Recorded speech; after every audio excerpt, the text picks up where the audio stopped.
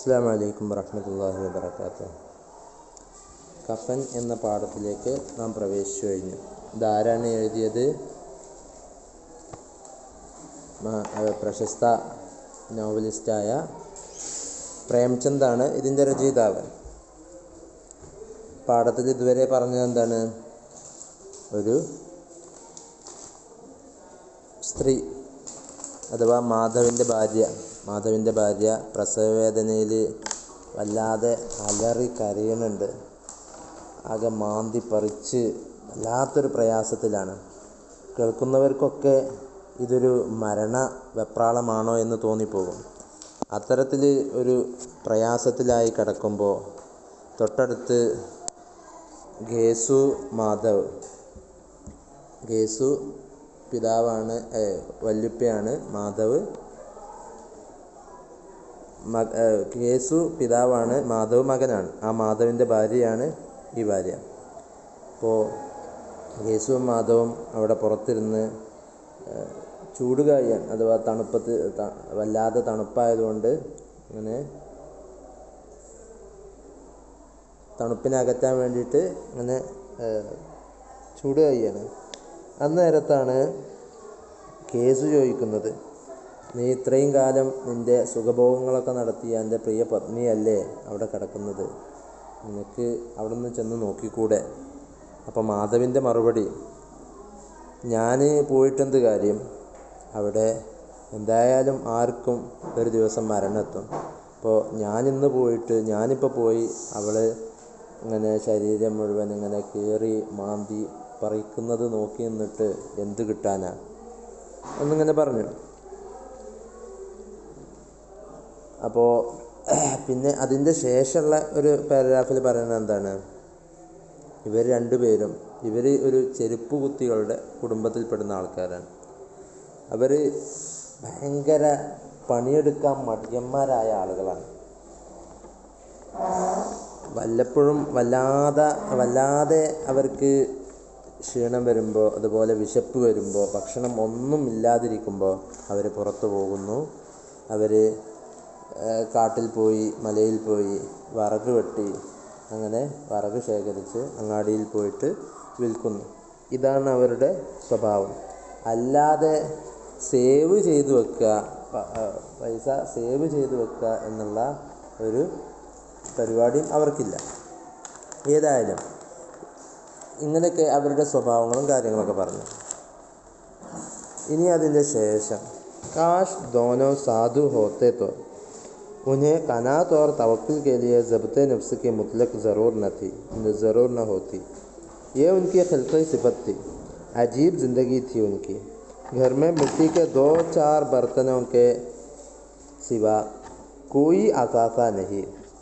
फट्टे छतीड़ों से अपने उरियानी ढांगे हुए, दुनिया की फ़िक्रों से आज़ाद, कर्ज़ से लदे हुए, गालियाँ भी खाते, मार भी खाते, मगर कोई गम नहीं.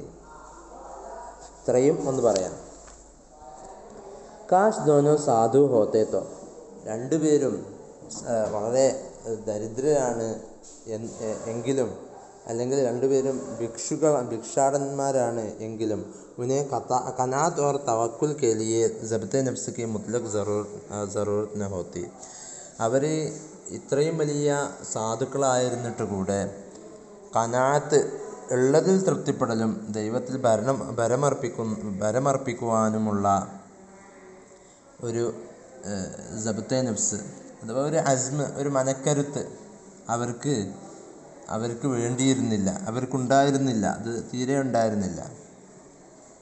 യേ ഉൻകി ഖിൽഖി സിഫത്ത്, അങ്ങനെ ഒരു തവക്കുലാക്കൽ അവർക്ക് തീരെ ഇല്ലായിരുന്നു. അതവരുടെ പ്രകൃതി, അവരുടെ സ്വഭാവമായിരുന്നു, അവരെ ജന്മനായുള്ള നൈസർഗിക സ്വഭാവം ആയിരുന്നു.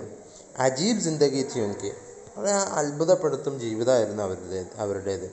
ഘർമേ മിട്ടിക്ക് 2-4 ബർത്തനൊക്കെ സിവാ കോയി അസാസാ നഹി. വീട്ടിലാണെങ്കിലോ മണ്ണിൻ്റെ 3-4 പാത്രങ്ങളല്ലാതെ മറ്റൊരു വീട്ടുപകരണങ്ങളും ആ വീട്ടിൽ ഉണ്ടായിരുന്നില്ല. ഫട്ടെ ചത്തീഡോൻ സെ അപ്നെ ഉരിയാനി ഢാങ്കെ ഹുയെ, കീറിപ്പറിഞ്ഞ വസ്ത്രത്തുണ്ടുകളാൽ ഛത്തീട് എന്ന് പറഞ്ഞാൽ വസ്ത്രത്തിൻ്റെ കീറിയ വസ്ത്രം എന്നൊക്കെയാണ് അർത്ഥം. അപ്പോൾ കീറിപ്പറഞ്ഞ വസ്ത്രത്തുണ്ടുകളെ കൊണ്ട് തൻ്റെ നഗ്നത മറച്ചുകൊണ്ട് ദുനിയാക്കി ഫിക്രോൻ സെ ആസാദ്, ഐഹികമായിട്ടുള്ള ചിന്തകളിൽ നിന്ന് പൂർണ്ണമായും മുക്തമായിട്ടായിരുന്നു അവരുടെ നടപ്പ്. കറസെ ലതേഹുയെ മാത്രമല്ല, കടത്തിൽ മുങ്ങിയ, ലതേഹുയ എന്ന് പറഞ്ഞാൽ അതാണ് ബേഡനായിട്ട്, അത് കടത്തിലെ ഞെരുങ്ങി, കടം കൊണ്ട് ഞെരുങ്ങിയ, ഗാലിയാമ്പി ഖാത്തെ, അതുപോലെ ആളുകളിൽ നിന്ന് ധാരാളം ചീത്ത വാക്കുകൾ, ശകാരവർഷങ്ങൾ കിട്ടുകയും ചെയ്യും. എല്ലാവരും അവരെങ്ങനെ കണ്ടാൽ ചീത്ത പറയുകയും ചെയ്യും. മാർബി ഖാത്തെ, അതുപോലെ ആളുകളിൽ നിന്ന് അടിയും സ്വീകരിക്കും. മഗർ കോയി ഗംനഹി, എന്നാലും അവർക്കൊരു ടെൻഷനുമില്ല. മിസ്കീൻ ഇതിനേക്ക്, ഇത്രമാത്രം അവർ മിസ്കീന്മാരായിരുന്നു, ഇത്രമാത്രം തനി ദരിദ്രരായിരുന്നു. കെ വസൂലിക്ക് മുത്ലഖ് ഉമീദ് ന ഹോനെ പർ, വസൂലി എന്ന് പറഞ്ഞാൽ വല്ലതും നേടുക, വല്ലതും കരസ്ഥമാക്കുക, പൈസ കിട്ടുക, പൈസ വല്ലതും കിട്ടണം എന്നുള്ള പ്രതീക്ഷ ഇല്ലായിരുന്നിട്ട് കൂടെ, പൈസ ഒരിക്കലും കിട്ടുകയില്ല എന്നുള്ള പ്രതീക്ഷ ഉണ്ടായിരുന്നിട്ട് കൂടെ, ലോഗ് ഉൻഹെ കുച്ച് ന കുച്ച് കറസ് ദേത്തെ थे, എന്നാലും പൈസ അങ്ങോട്ട് തിരിച്ചു കിട്ടാൻ പോകുന്നില്ല എന്ന് മനസ്സിലാക്കിയിട്ട് കൂടെ ജനങ്ങൾ വല്ലതുമൊക്കെ അവർക്ക് കടം നൽകാറുണ്ടായിരുന്നു. मटर या आलू की फसल में खेतों से मटर या आलू उखाड़ लेते. കടല, പച്ചക്കടല, മട്ടർ പറഞ്ഞാൽ പച്ചക്കടല, അതുപോലെ ആലു പറഞ്ഞാൽ കിഴങ്ങ്. കിഴങ്ങിൻ്റെയും കടലിൻ്റെയൊക്കെ കാലത്ത്, സീസണിൽ വയലുകളിൽ പോയിട്ട് ഇങ്ങനെ കടലയും ഈ കിഴങ്ങൊക്കെ പറിച്ചു കൊണ്ടുവരും. ഓർ ഭൂൻ ഭൂൻ കർ ഖാ ലേത്തെ, അങ്ങനെ അത് വേവിച്ച് കഴിക്കുകയും ചെയ്യും. അല്ലെങ്കിൽ യാ 10-5 ഊഖ് തോട് ലാത്തെ ഓർ രാത്ത് കോ ചൂസ്തെ, അല്ലെങ്കിൽ 5-10 കരിമ്പുകൾ പൊട്ടിച്ചു കൊണ്ടുവരും, രാത്രിക്ക് അത് ഊമ്പി അതിലെ വെള്ളം, അതിൻ്റെ നീര് കഴിക്കുകയും ചെയ്യും. ചൂസ്ന എന്ന് പറഞ്ഞാൽ ഊമ്പുക എന്നർത്ഥം. ഘേസുവിനെ ഇസി സാഹിദാന അന്താസ് 60 സാൽ की ഉമർ കാട്ടി. ഘേസു ഈ ഒരു ത്യാഗപൂർണമായ രീതിയിലെ ജീവിതം തൻ്റെ 60 വയസ്സ് ഇത്തരത്തിൽ കഴിച്ചുകൂട്ടി. ഓർ മാധവ് ബി സആദത്ത് മന്ദ് ബേട്ടയ്ക്ക് തറ, മാധവും ഒരു വിജയിയായ കുട്ടിയുടെ പോലെ ബാബ്കെ നക്ഷ കദം പർ ചൽ രഹാ ഥാ, തൻ്റെ പിതാവിൻ്റെ അതേ കാലടിയിലൂടെ പിന്തുടരുകയായിരുന്നു. ചൽ രഹാ ഥാ, പിന്തുടരുകയായിരുന്നു. ബൽക്കെ ഉസ്കാ നാം ഓർ ബി റോഷൻ കർ രഹാ ഥാ, നേരെ മറിച്ച് വാപ്പയുടെ പാത പിന്തുടരുകയായിരുന്നു എന്ന് മാത്രമല്ല, ഉസ്കാ നാം ഓർ ബി റോഷൻ കർ രഹാ ഥാ, അവൻ്റെ പേര് ഒന്നുകൂടെ പ്രസിദ്ധമായി കൊണ്ടിരിക്കുകയായിരുന്നു ഈ വിഷയത്തിൽ. और माधव भी इस वक्त भी दोनों उल्लाओं के सामने बैठे आलू भून रहे थे. ഈ സമയത്തും ഓൽക്ക് എന്തായിരുന്നു പരിപാടി? ഈ രണ്ടുപേരും ഉല്ലാവോ, ഈ തീ കൂമ്പാരത്തിന് മുന്നിലിരുന്നിട്ട് കിഴങ്ങ് അത് വേവിച്ച് തിന്നുകയായിരുന്നു പരിപാടി. ജോ കിസിക്ക് ഖേസെ ഖൂദിലാത്തേ थे, ആരുടെയോ വയലിൽ നിന്ന്, ആരുടെയോ പാടത്തുനിന്ന് അത് കുഴിച്ചെടുത്ത് കൊണ്ടുവന്നതാണിത്. ഘേസു കി ബീവി കാ തോ മുദ്ദത്ത് ഹുയി ഇന്തിക്കാൽ ഹോ ഗയാ ഥാ, ഘേസുവിൻ്റെ ഭാര്യ കുറച്ച് കാലമായി ഇന്തിക്കാൽ ഹോ ഗയാ ഥാ, മരണപ്പെട്ടു കഴിഞ്ഞിരുന്നു. മാധവ് കി ഷാദി പിച്ഛ്ലെ സാൽ ഹുയി ഥി, എന്നാൽ മാധവിൻ്റെ കല്യാണം കഴിഞ്ഞ വർഷമാണ് കഴിഞ്ഞത്. ജബ്സെ യെ ഔറത്ത് ആയി ഥി, എന്ന് മുതൽക്കാണോ ഈ പെണ്ണ് ഈ വീട്ടിലേക്ക് കടന്നു വന്നത്? ഉസ്നെ ഖാൻദാൻ മേ തമദ്ദുൻ കി ബുനിയാദ് ഡാലി ഥി, അവൾ ഈ വീട്ടിൽ, ഈ കുടുംബത്തിൽ സംസ്കാരം എന്ത്, നാഗരികത എന്ത് എന്നതിൻ്റെ അടിസ്ഥാന പാഠങ്ങൾ നൽകിയിരുന്നു. ബുനിയാദ് ഡാലി ഥി, അതിൻ്റെ അടിത്തറ പാകിയിരുന്നു. ബുനിയാദ് ഡാലി എന്ന് പറഞ്ഞാൽ അടിത്തറ പാകുക. പസായി കർക്കെ, അങ്ങനെ അരച്ചുകൊണ്ട്, പസായി കർണം എന്ന് പറഞ്ഞാൽ അരച്ചുകൊണ്ട്. ഘാസ് ചീൽ കർക്കെ, പുല്ല് പറിച്ചുകൊണ്ട്. ഘാസ് ചീൽക്കർ, പുല്ല് പറിച്ചിട്ട്, ഘാസ് പുല്ല്, ചീൽക്കർ പറിച്ചിട്ട്, അതുപോലെ वो शेर भर आटे का इंतज़ाम कर लेती थी. അങ്ങനെ അരച്ചിട്ടും പുല്ല് പറിച്ചിട്ടൊക്കെ അങ്ങനെ മറ്റു പല പണികളൊക്കെ ചെയ്തിട്ട് ഒരു സേറ് എന്ന് പറഞ്ഞ ഒരു അളവുണ്ടല്ലോ, പണ്ടത്തെ അളവ്, ഒരു സേറ് നിറയെ ആട്ട ഓരോ ദിവസത്തെയും പണിയെടുത്തിട്ട് ആട്ട തയ്യാറാക്കുമായിരുന്നു. ഇൻതിസാം കർലേത്തെ, അത് സജ്ജീകരിക്കുമായിരുന്നു. വീട്ടിലേക്ക് ഭക്ഷണം കഴിക്കാൻ ആട്ട അഥവാ ഗോതമ്പ് പൊടി തയ്യാറാക്കുമായിരുന്നു. ഓർ ഇൻ ദോനോ ബേഗീറത്തോं का दोज़ख भरती रहती. ഇവർ രണ്ടുപേരാണെങ്കിലോ और इन दोनों ഈ രണ്ടുപേരും ബേഗീറത്തോं का നാണമില്ലാത്തവരുടെ ബേഗീറത്ത് പറഞ്ഞാൽ ഷെയിംലെസ് ആയിട്ട്, തീരെ നാണമില്ലാത്തവരായിട്ട് ദോസഖ് ഭർത്തിയിലെത്തി അവരുടെ പള്ള നിറക്കും. ദോസഖ് പറഞ്ഞാൽ നന്നായിട്ട് വയറ് നിറക്കുക എന്നുള്ളത് പറയാം. അപ്പോൾ ഒരു മടിയില്ലാതെ അവർ പള്ളൊക്കെ നിറക്കുമായിരുന്നു. ജബ്സെ വോ ആയി യേ ദോനോ ഓർ ബി ആറാം തലബ്. അവൾ വന്നത് മുതൽക്ക് ഈ രണ്ട് മടിയന്മാരും ഒന്നുകൂടെ അലസരായി തീർന്നു. ആറാം തലബ്, കൂടുതൽ സുഖം കിട്ടണം, ഒഴിഞ്ഞിരിക്കണം എന്ന് ആഗ്രഹിക്കുന്നവൾ, അതാണ് അതിൻ്റെ അർത്ഥം, ആറാം തലബ്. ജബ്സെ വോ ആയി യേ ദോനോ ഓർ ബി ആറാം തലബ്, ഒന്നുകൂടെ മടിയന്മാരായി, ഓർ ആലസി ഹോഗയെ, അതുപോലെ അലസരായി തീർന്നു. ആലസി ഹോഗയത്തെ അലസരായി തീർന്നിരുന്നു. ബൽക്കെ, നേരെ മറിച്ച് അലസരായി എന്ന് പറഞ്ഞാൽ പോരാ, കുച്ച് അക്കഡ്നെ ഭി ലഗേത്തെ,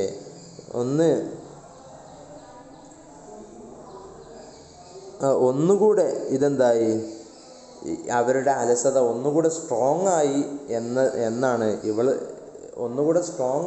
എന്നതാണ് സംഭവിച്ചത്. ഇവള് വന്നതോടുകൂടെ ഇവരുടെ അലസത ഒന്നുകൂടെ ശക്തിയേറി. കോയി കാം കർണേക്കോ ബുലാത്താത്തോ, ഇവരൊക്കെ പിന്നെ ഇവൾ വന്ന ശേഷം ഇവരെ വല്ല പണിക്കും വിളിക്കുകയാണെങ്കിൽ ബേനിയാസിക്ക്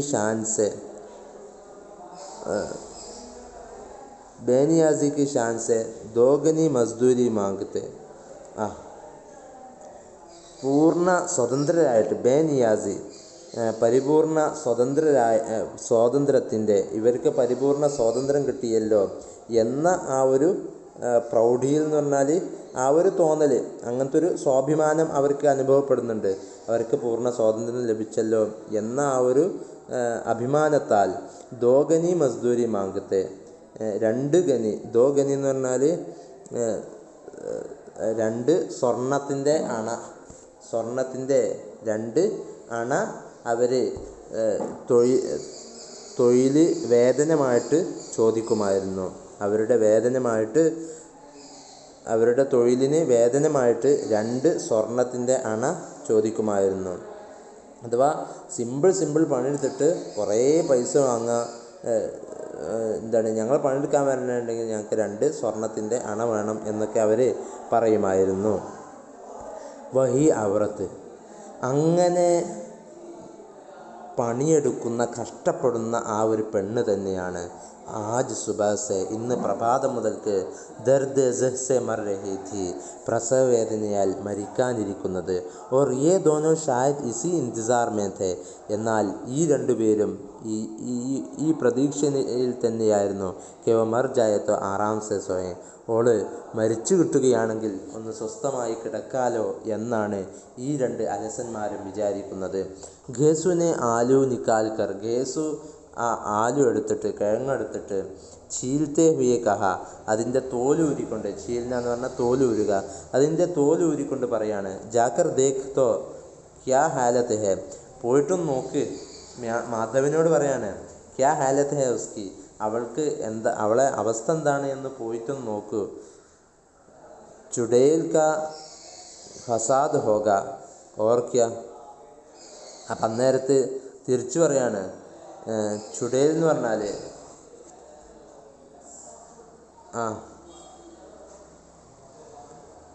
അപ്പം അന്നേരത്ത് ഇവർ പറയാണ്, ഈ കേസ് പറയാണ്, ഇപ്പോൾ ഈ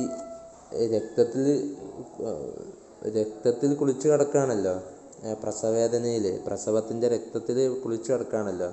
അപ്പോൾ അവൾ മരിക്കാനെടുക്കുകയാണ്. അപ്പം അന്നേരത്ത് ഇവർക്കൊരു വിശ്വാസമുണ്ട്, അശുദ്ധമായ അവസ്ഥയിൽ മരണപ്പെട്ട സ്ത്രീയുടെ ആത്മാവ്, അതാണ് ചുടേൽ എന്ന് പറഞ്ഞാൽ അത് ഹിന്ദുക്കളുടെ ഒരു വിശ്വാസമാണ്. അശുദ്ധമായ അവസ്ഥയിൽ, അവർക്ക് ഹൈബ നിഫാസൊക്കെ ഉണ്ടാകുന്ന അവസ്ഥയിൽ മരണപ്പെട്ട സ്ത്രീയുടെ ആത്മാവിനെയാണ് ചുടേൽ എന്ന് പറയൽ. അപ്പോൾ ചുടേലിൻ്റെ ഫസാദ് എന്ന് പറഞ്ഞാൽ ഫസാദ് എന്നാണ് ഉദ്ദേശിക്കുന്നത്. അപ്പോൾ ചുടേലിൻ്റെ ഫസാദ് ഉണ്ടാകും. പിന്നെ വേറെ എന്താ ഉണ്ടാവുക? അപ്പോൾ അവിടേക്കാണ് ചെന്നാൽ ചുടേലിൻ്റെ ഈ അശുദ്ധാത്മാവിൻ്റെ ഫസാദുകൾ ഉണ്ടാകും. അല്ലാതെ വേറെന്താ അപ്പോൾ അവിടെ ഉണ്ടാകാൻ പോകുന്നത്? യഹാ തോ ഊജാ ഭി ഏക് റുപ്യ മാംഗത്താ ഹെ.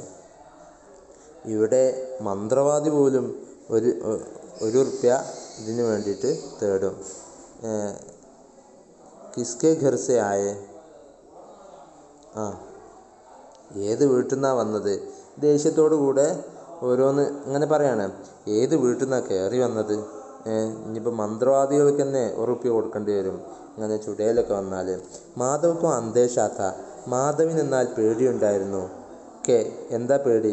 ബോ കോട്ടറി മേ ഗയാത്തോ യേസു ആലുവോങ്ക ബഡാ ഹിസ്സ സോഫ് കർ ദേഗ. അപ്പം മാധവിൻ്റെ പേടി എന്താണ്? ഇന്നേരത്ത് ഓന് അവൻ്റെ കോട്ടറി എന്ന് പറഞ്ഞാൽ സ്റ്റോർ റൂം എന്നൊക്കെ അർത്ഥം. അഥവാ അവരെ ആ ചെറിയ ഇടുങ്ങിയ റൂം, അവരുടെ ആ ഒരു റൂമിലേക്ക് പോയാൽ യേസു ആ നേരം കൊണ്ട് തനിക്ക് തിന്നാനുള്ള കിഴങ്ങ് കൂടെ, ആ ഒരു കിഴങ്ങിൻ്റെ വലിയൊരു ഭാഗം അവൻ തന്നെ തിന്നു തീർക്കും എന്നാണ് അവന് വിചാരിച്ചത്.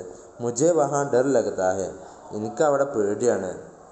മാധവ് തിരിച്ചു പറയാണ്, മുജെ വഹാ ഡർ ലഗ്താ ഹെ, ഞാൻ അങ്ങോട്ട് പോകില്ല, എനിക്കവിടെ പേടിയാണ്. ഡർ കിസ് ബാത് കാ ഹെ, എന്തിനാപ്പം എനിക്ക് പേടി? മൈ തോ യഹാ ഹൂഹി, ഞാനിവിടെ തന്നെ ഉണ്ടല്ലോ, പിന്നെന്താ എനിക്ക് പേടി? തോ തുമേ ജാക്കർ ദേഖോന, എന്നാൽ പിന്നെ അനക്ക് പോയി നോക്കിക്കൂടെ? ദേഖോ ന എന്നല്ല, ന എന്നാണ്, അവസാനം അലിഫാണ്.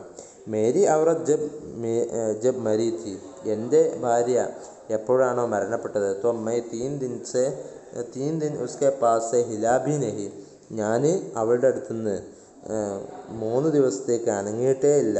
ഓർ ഫിർ മുജ്സെ ലജായേഗി കെ നഹി, പിന്നെ ഞാൻ അവളുടെ അടുത്തേക്ക് ചെല്ലുകയാണെങ്കിൽ, ഓർ ഫിർ പിന്നെ, മുജ്സെ എന്നെ തൊട്ട്, ലജായേഗി അവൾ നാണിക്കുകയില്ലേ, ലജ്ജിക്കുകയില്ലേ? അവളിങ്ങനെ രക്തത്തിൽ നിഫാസ് പ്രസവ രക്തത്തിൽ കുതിർന്ന് കിടക്കല്ലേ. അപ്പോൾ അതുകൊണ്ട് ഞാൻ അവിടെ ചെല്ലുമ്പോൾ അവൾ ലജ്ജിക്കൂലേ? കെ നഹി, ലജ്ജിക്കുകയില്ലേ? കഭി ഉസ്ക മുഹ് നെയ് ദേഖ, ഒരിക്കൽ പോലും അവളുടെ മുഖം ഞാൻ കണ്ടിട്ടില്ല. ആജ് ഉസ്ക അഘ്ഡ ഹുവ ബദൻ ദേഖും, ഇന്നേ വരെ ഓളെ മുഖം ഞാൻ നോക്കിയിട്ടില്ല, കണ്ടിട്ടില്ല. വീട്ടിൽ വന്നിട്ട് ഒരു പെണ്ണ് കയറിയിട്ട് അവളെ മുഖം നോക്കിയിട്ടില്ല എന്ന്. പിന്നെ ഇന്ന് അവളുടെ അഘ്ഡ ഹുവ എന്ന് പറഞ്ഞാൽ ക്ഷീണിച്ച, ബലഹീനയായ, അവളുടെ ക്ഷീണിച്ച മുഖം, ശരീരം ഇന്ന് ഞാൻ കാണുകയോ. ഉസേ തെൻകി സുദ്ബി തോ ന ഹോഗി, അവൾക്ക് സ്വയം ബോധം പോലും ഉണ്ടാവില്ല, ഒരു സ്വന്തം ബോധം പോലും ഉണ്ടാവില്ല. തെൻകി സുദ്ബി ന ഹോഗി, സുദ് എന്ന് പറഞ്ഞാൽ ഒരു വാക്കഫിയത്ത്, ഒരു ബോധം. അപ്പോൾ ഒരു ബോധം പോലും ഉണ്ടാവാത്തൊരു സമയമാണ്, ഞാൻ ആരെന്നുള്ള ബോധം പോലും ഇല്ലാത്ത സമയമാണ് ഈ പ്രസവവേദനയുടെ സമയം. മുझे देख लेगी तो खुलकर हाथ पाँव भी न पटक सकेगी, ഇന്നെ അഥവാ അവൾ കണ്ടാൽ അവൾക്ക് നാണം കാരണത്താൽ ഒന്ന് സ്വസ്ഥമായിട്ട്, ഒന്ന് തുറന്നിട്ട് എന്ന് പറഞ്ഞാൽ, കുൽക്കർ തുറന്നിട്ട് എന്ന് പറഞ്ഞാൽ സ്വസ്ഥമായിട്ട് കയ്യും കാലും ഒന്ന് ഇട്ട് അടിക്കാൻ പോലും അവൾക്ക് മടിയായിരിക്കും എന്ന് പറഞ്ഞു. ഇൻഷാ അല്ലാഹ് പാഠത്തിൻ്റെ ബാക്കി അടുത്ത ക്ലാസ്സിലെടുക്കാം. വാഖിർ ദഅവാനാ അൽഹംദുലില്ലാഹി റബ്ബിൽ ആലമീൻ. അസ്സലാമു അലൈക്കും വറഹ്മത്തുള്ളാഹി വബറകാതുഹു.